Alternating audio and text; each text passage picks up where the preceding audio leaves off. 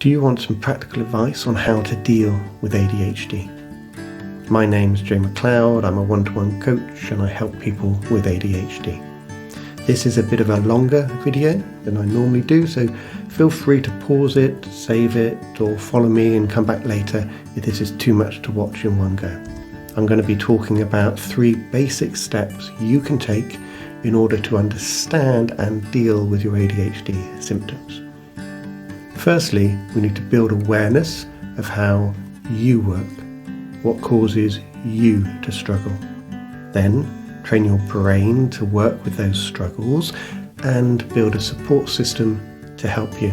So let's break those steps down. Building awareness of how you work is the most important of the steps, as we can't do anything without it.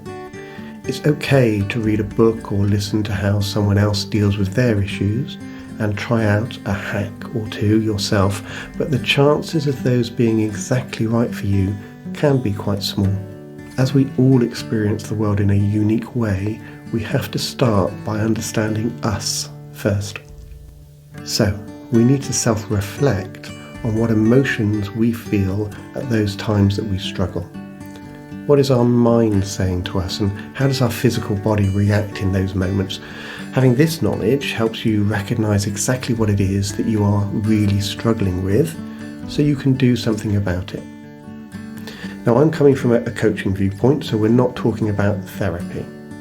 Yes, we're thinking about those trigger moments, but we're not trying to go back in the past about why they happened. Instead, we're figuring out how we can mitigate those moments to make us feel better. I'll give you an example, and you're going to have to excuse my acting. This is a typical moment in a coaching session with somebody with ADHD. Hey Jay, so you said that you're thinking of taking on a new role that includes being responsible for answering emails from the public. This is something new to you, but you're feeling really anxious about this, not sure whether you should go for it. So can you tell me why that is? Well, I'm concerned I won't do a good job and I'll get fired. Okay, so why is that? Well, I tend to forget to look at my emails. Okay, what proof do you have for that? At the moment, at the end of each day, I see all those emails I haven't even looked at. I then promise myself I'll deal with them tomorrow. I just never get to clear them. So why don't you deal with those emails each day? Well, I usually get totally focused on kind of one part of my role and simply forget. And to be honest, most of the emails are pretty boring to deal with. Okay, let me ask you, did you forget or did you have time blindness? Well, I guess in that case I have time blindness. I get stuck into one task, and if it's interesting, there goes the day. And this causes you stress. Yeah, I don't want even more stress with a new role where answering emails is even more important, but it does sound like a great job. Okay, firstly, stop beating yourself up and blaming yourself. You're not lazy or incompetent. Remember, you have ADHD, and this is just how your brain works. Your anxiety you get, it's a mixture of recognizing that you're struggling, along with the almost constant feelings of that fight or flight that people with ADHD have. So here we are, we have an example of what it is exactly that's making Jay feel and behave in that way. And we can now work with that. If you struggle with self-awareness, that's the metacognition executive function, then get someone to help you. That can be your partner, a trusted friend, a work colleague, or a professional coach. Someone you trust who either knows you really well or has the skills to work things out with you. The next step is to train your brain to do something different, so you can feel something different. 2 things are important here. Firstly, recognizing the executive function or functions that you're struggling with, and learning how to regulate your emotions. Those 2 go hand in hand. So let's start with improving your executive functional skill. You can do this by altering your physical environment and by modifying the tasks that you have to do. There are apps and websites that can help you with this. There are so many ways to do this, and it very much depends on which executive function you're dealing with and who you are. But some generic actions could be staying away from settings where your impulses get you into trouble. Locating yourself where you won't be distracted, so no phones or TV nearby. Building in wait time to delay gratification. Anticipating obstacles and planning ahead with the if-then rule. That's, if I encounter situation X, then I will perform behaviour Y. You can use a physical whiteboard or post-it notes and add daily tasks to help you with your working memory. You can keep the degree of the required effort of a task low. So limit time to working for just 20 minutes and then taking a break and then starting again, those kinds of things.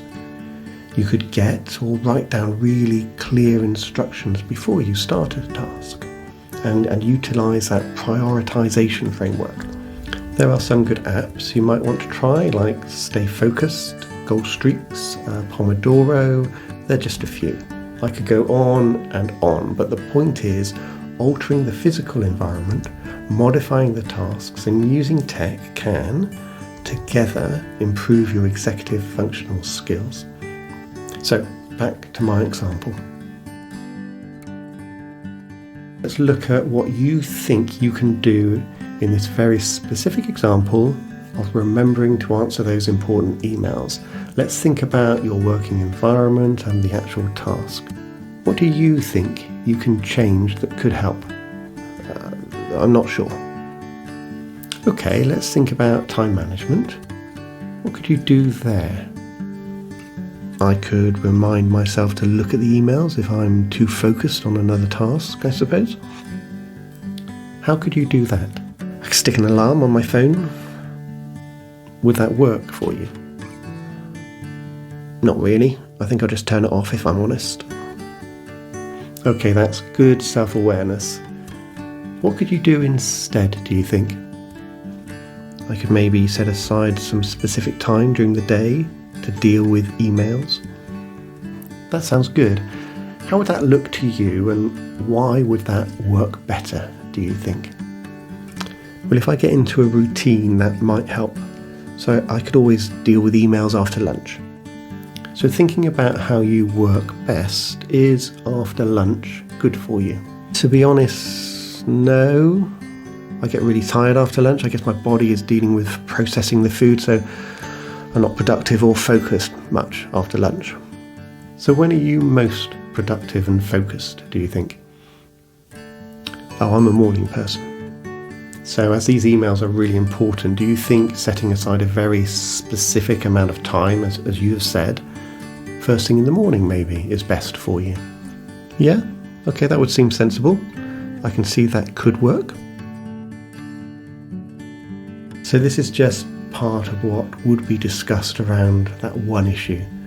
We'd look at the other executive functions as well that we think are involved. So in this case, it could be task initiation, sustained attention, organisation and planning. And then we'd see if we can build into the plan new skills for those as well. You then do a deep dive into how to use that strategy and any resources that you would need to carry out that plan. So you need to think about, are there any obstacles that could stop you, and if so, how you can avoid them, what you think is realistically achievable to work on during the following few days and weeks, and how you're going to get started. We're not trying to fit Jay into an acceptable work pattern. We're trying to fit the role into how Jay works. In this way, his anxiety about that particular task is reduced because he is completing what is required just in his way. The other part to all of this is working with emotional dysregulation. You will be able to lower your anxious feelings once you can understand your issues and start working with them. But you will still have those moments of fight or flight. And this comes from those neurochemicals in your brain. The way to deal with that is to try to regulate. So how do we do that? Well, we do it with breathing exercises, mindful meditation, and regular physical exercise. And there are some lovely apps that can help, like Headspace, Chillax, and Balanced, all of which you can practice with and figure out the way or ways that work best for you. It just takes patience and practice, and above all, support, which takes us to our final step, building a support system. I think this is crucial.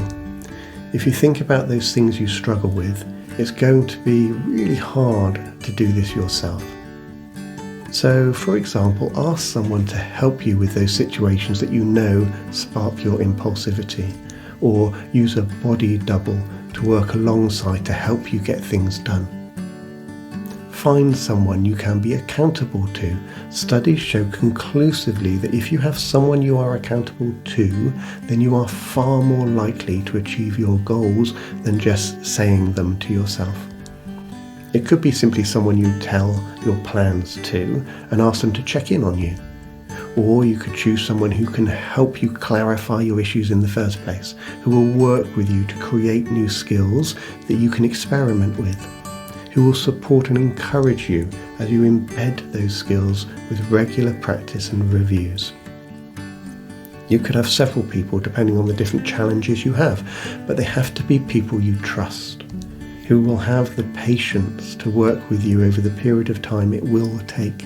Someone who is knowledgeable, supportive, non-judgmental, and able to adapt to your specific needs. Dealing with ADHD takes courage and time. We're all unique, and how we make improvements will be unique as well. Don't beat yourself up if one method isn't working for you. Simply call it what it is, an experiment, and move on to try another. Most importantly, remember, don't try to fit a square peg into a round hole. Instead, look at the round hole from the square peg perspective. Good luck, and if you'd like me to give you a helping hand, get in touch and we can have a free exploratory conversation.